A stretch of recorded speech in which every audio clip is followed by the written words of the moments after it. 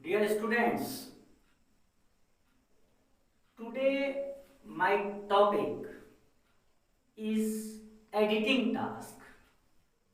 This is very important part from class 9th to 12th. Actually, some sentences are given to make them correct by spotting error. तो इस गलती को हम कैसे सुधार सकते हैं? तो सबसे पहले मैं बताऊंगा कि व्हाट इज एडिटिंग। जब हम कभी एडिटिंग को डिफाइन करते हैं, simply we can define it in this manner: to add something और remove in a sentence to make it correct is called editing. So this task is given in every level, in every standard in schools, and this task is very important for competitions also. तो सबसे पहले इसके कुछ rules हैं। जब भी हम कभी किसी वाक्य को सही करना चाहते हैं, अगर उसमें कोई गलती है तो उसके कुछ रूल्स हैं जिनको मैं यहां पर बता रहा हूं। तो सबसे पहले हम किसी भी सेंटेंस को उसके सब्जेक्ट, वर्ब और ऑब्जेक्ट के पैटर्न में रखेंगे। अब हम जानते हैं कि भाई ये आपके ये वाला पोर्शन सब्जेक्ट का पोर्शन है और इधर जो पोर्शन होता है प्रेडिकेट पोर्शन होता है। इसमें सबसे पहला होता है हमको इसको एक DAN/PVO चेक करना होता है, जिसमें हम सबसे पहले उसके डिटर्मिनर को देखेंगे, उसके बाद हम एडजेक्टिव को देखेंगे, नाउन, प्रोनाउन, वर्ब और ऑब्जेक्ट। इस पैटर्न को देखने के बाद इससे जो रीअरेंजमेंट की प्रॉब्लम होती है वो हल हो जाएगी। दूसरा, हमें सबसे बड़ी बात होती है कि हम इसके पार्ट्स ऑफ स्पीच की गलती चेक करते हैं। कभी भी किसी भी सेंटेंस को अगर हम देखते हैं तो सबसे पहले हमें देखना होता है उसके पार्ट्स ऑफ स्पीच को। पार्ट्स ऑफ स्पीच में noun, pronoun, verb, adjective, adverb, preposition, interjection,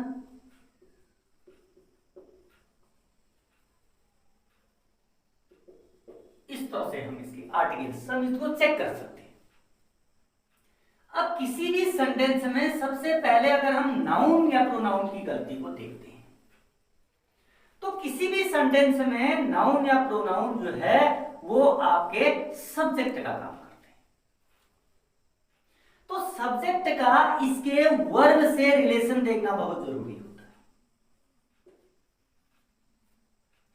अगर कर्ता सिंगुलर नंबर हो तो उसके साथ हमेशा सिंगुलर नंबर की ही वर्ब प्रयुक्त की जाती है। यदि कर्ता जो है, यदि सब्जेक्ट जो है प्लूरल नंबर होता है तो उसके साथ प्लूरल नंबर की वर्ब प्रयुक्त होती है, जिसको हम एक टर्म सब्जेक्ट वर्ब कंकर्ड के नाम से जानते हैं। अब उसके बाद है, जब दो सिंगुलर नंबर के कर्ता, यदि दो सब्जेक्ट हैं किसी सेंटेंस में, दो सिंगुलर नंबर हैं, जब वो आपस में जुड़ते हैं तो उनके साथ हमेशा प्लूरल नंबर की फॉर्म आती है। जैसे हम कहें राम इज, मोहन इज, ये तो सिंगुलर नंबर है। अगर हम इन दोनों को जोड़ दें, S1 प्लस S2 करें तो राम एंड मोहन आर। तो कहने का मतलब है, if we add to singular number verb with conjunction and it faces plural form of verb। तो इसी तरह से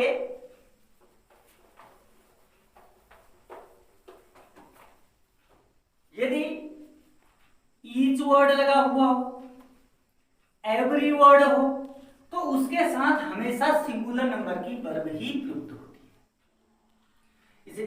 is boy of this class is, तो कहने का मतलब है कि ईच या एवरी वर्ड से जो सिंगुलर नंबर की वर्ब प्रयुक्त होती है। यदि कर्ता S1, S2 और S3 हो, 3 पर्सन होते हैं, first person, second person, third person. यदि तीनों पर्सन एक सेंटेंस में कर्ता के रूप में आ जाए, फर्स्ट पर्सन भी हो, सेकंड पर्सन भी हो, थर्ड पर्सन भी हो, जब ये तीनों एक सेंटेंस के कर्ता के रूप में होते हैं तो हमेशा अगर ये सिंगुलर नंबर के केस में होते हैं तो हम इनके लिए क्रम रखते हैं 2, 3, 1। 2, 3, 1 का मतलब पहले सेकंड पर्सन, फर्स्ट पर्सन के अंदर तो मैंने बताया था आई और वी, सेकंड पर्सन यू और thou, third person he, she, it, they. ये फर्स्ट है, ये सेकंड है, ये थर्ड है। 1, 2, 3। तो सबसे पहले हम सेकंड पर्सन को रखेंगे यू, कॉमा, फिर थर्ड पर्सन ही, फिर फर्स्ट पर्सन एंड वी। ये इनको रखने का क्रम इस तरह से होगा, या आई। तो क्रिया इसके अनुसार लगेगी। यदि तीनों कर्ता किसी सेंटेंस में, तीनों पर्सन किसी सेंटेंस में कर्ता के रूप में हो तो इनको रखने का जो क्रम होता है ये सेकंड पर्सन, थर्ड पर्सन और फर्स्ट पर्सन, अर्थात 2, 3, 1 के क्रम में रखा जाता है और क्रिया सबसे अंत वाले के अनुसार आती है। यदि ये प्लूरल में हो तो इनको रखने का क्रम 1, 2, 3 होता है, अर्थात पहले फर्स्ट पर्सन, फिर सेकंड पर्सन, फिर थर्ड पर्सन। और जो क्रिया लगती है, सब्जेक्ट वर्ब कंकर्ड जो होता है वो थर्ड के अनुसार क्रिया प्रयुक्त होगी। अब कर्ता के बाद हम देखते हैं भाई वर्ब। वर्ब की गलती को हम छाड़ने के लिए हम हमेशा देखेंगे कि भाई पहले हेल्पिंग वर्ब आती है, उसके बाद नेम वर्ब आती है। लेकिन कभी जब किसी सेंटेंस के अंत में लास्ट वर्ड हो, यस्टरडे हो या अगो हो तो वहां पर हमेशा वर्ब की सेकंड फॉर्म प्रयुक्त होती है। I met him last year. He came here yesterday. तो इस तरह से जिन सेंटेंसेस के अंत में लास्ट, यस्टरडे और अगो होता है वहां पर वर्ब की सेकंड फॉर्म प्रयुक्त होती है। अगर मान लो कहीं पर जस्ट नाउ आ रहा है तो वहां पर हमको पता है या प्रेजेंट परफेक्ट को प्रयुक्त करना है, तो वहां पर जो है हम हैज, हैव के बाद वर्ब की थर्ड फॉर्म प्रयुक्त करेंगे। इसी तरह से हम देखते हैं कि अगर सेंटेंस में सिंस आया हो, फॉर आया हो, तो टाइम हो तो वहां पर हम has oblique have oblique had been का प्रयोग करते हैं। कि अब हम देखते हैं कि भाई जब हम वर्ब की गलती छाटेंगे तो first form in the case of indefinite, is are in present continuous, was were in past continuous, has have in present perfect, had in past। इसी तरह से has been, have been और had been present perfect continuous tense and past perfect continuous tense respectively। तो इन सारी चीजों को हम देखते हैं। वर्ब की गलती, वर्ब के बाद हम देखते हैं सेंटेंस में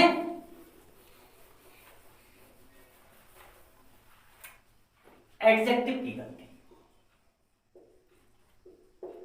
एडजेक्टिव को अगर हम क्वालिफाई करने वाले वर्ड्स में देखते तो इसमें जो गलती आती है ये हमेशा अगर आप देखेंगे तो डिग्री ऑफ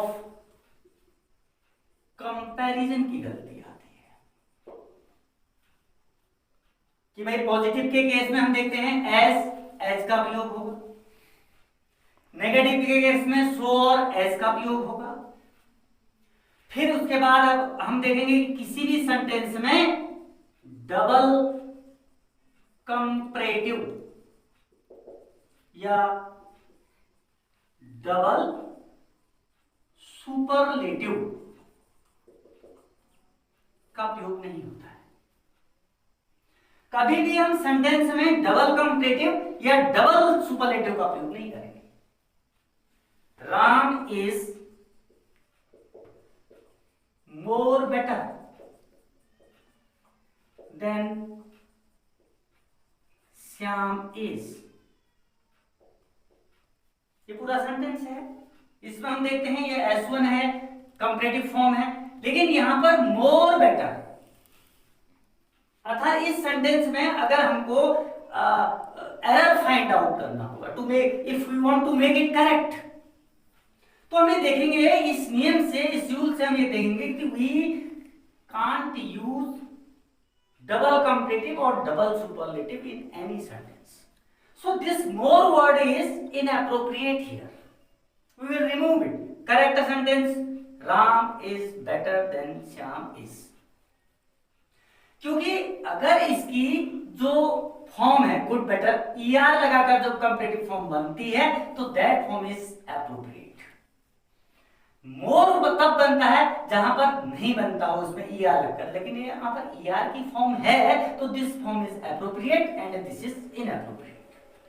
ऐसे ही किसी भी सेंटेंस में हम देखेंगे तो डबल कंपैरेटिव की जगह डबल सुपरलेटिव होता है। तो डबल सुपरलेटिव के अगर हम सेंटेंस को देखेंगे, वैसे भी मैं सेंटेंसेस के लिए जब वीडियोस बनाऊंगा तो then we will apply all these rules by giving और by citing examples. He is the most best. He is the most best boy. अब यहां पर मोस्ट वर्ड भी है, बेस्ट वर्ड भी है, तो मोस्ट वर्ड इनएप्रोप्रिएट है क्योंकि इसका नियम ये कहता है अगर हम कभी भी if we try to find out error in any sentence, if we check adjective, we specially we discuss about the degree of comparison, then we recall this rule that double comparative and double superlative are not used.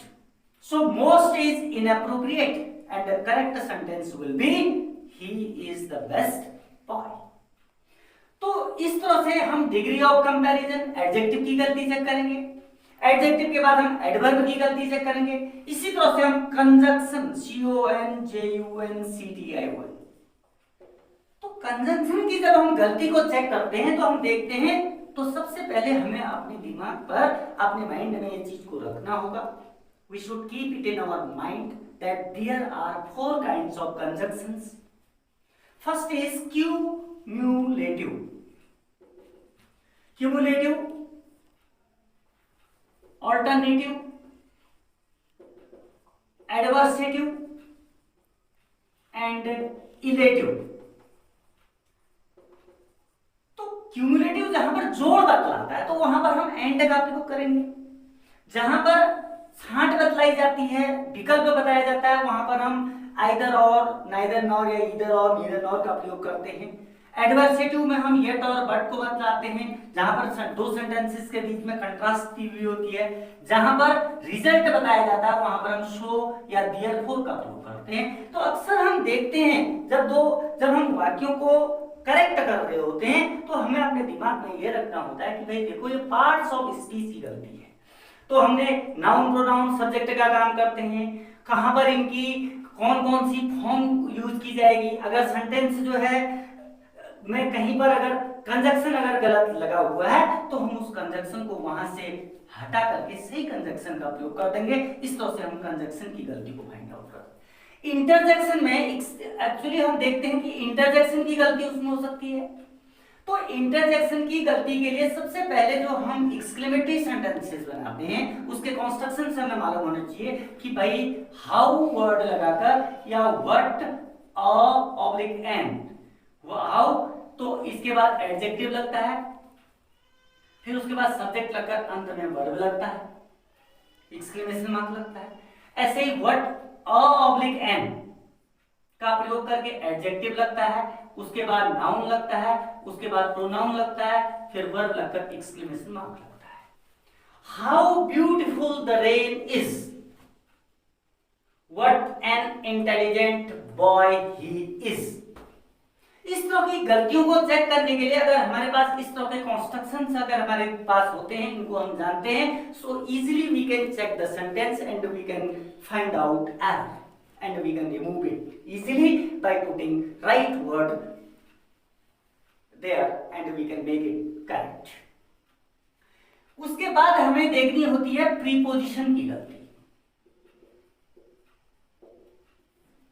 Preposition भाई जब हम कभी preposition की बात करते हैं भाई इन कहां पर लगेगा, ऑन कहां पर लगेगा, एट कहां पर लगेगा, बिलो कहां पर लगेगा, अबव कहां पर लगेगा, इन फ्रंट ऑफ कहां पर लगेगा, बिहाइंड कहां पर लगेगा, इस तरह से कुछ ज्वाइनिंग जो जॉइंट वर्ड के प्रीपोजिशन होते हैं, आउट ऑफ, ये कहां कहां पर इनका प्रयोग होगा। अगर हम इनको माइन्यूटली ग्रामर की बेसिक्स को चेक करते हैं तो हमें ये पता हो जाएगा कि यहां पर इस पोजीशन का प्रयोग होता है। Just we can remove wrong word from there, thus we can make it correct। उसके बाद अगर हम देखते हैं तो कभी कभी अब हमको इस तरह से भी मालूम होना चाहिए, यदि किसी सेंटेंस का सब्जेक्ट वन से शुरू होता है तो उसके साथ वंस का प्रयोग होता है। अगर किसी सेंटेंस का प्रारंभ इट्स से होता है तो उसके साथ इट्स का प्रयोग लगता है। तो इस तरह की कई गलतियां जो है हमारे सामने छाड़ने को आती हैं, जिनमें हमें सबसे पहले ये चेक करना होता है कि भाई ये सारी चीज चेक करें, पूरे नियमों को हमें पढ़ लेने के बाद फिर हम देखते हैं इसमें आती है सिंटैक्स की गलती। तो सबसे पहले हम सिंटैक्स को डिफाइन करेंगे कि भाई what is syntax. Syntax is proper arrangement of words in a sentence. कि सिंटैक्स जो है जब हम किस शब्दों को वाक्यों में रखने का एक उचित क्रम है, proper arrangement of words in a sentence is called sentence। तो इसमें सबसे पहले हमें इस तरह के पैटर्न को याद करना होता है, SVO, SVNO, VSO और VSNO। उसके बाद हम देखेंगे कि QW plus V plus S plus O, QW plus V plus S plus N plus O। तो इस तरह का जो क्रम होता है और इसके बाद हमने इसमें जो SVO का DANPO, DANPVO जो एक क्रम होता है, इसको अगर हम सही ढंग से रखते हैं तो हमारे इससे दो चैप्टर क्लियर होते हैं, एक तो एडिटिंग टास्क और दूसरा रीअरेंजमेंट। तो ये एक लेक्चर है इस पर। इसके बाद जब हम इन पर क्वेश्चनर बनाएंगे, इनकी वीडियो बनाएंगे उस पर, तो जहां जहां पर जो मिस्टेक होगी इन नियमों को रिकॉल करते हुए हम उसको हल करते हुए चले जाएंगे। Thank you.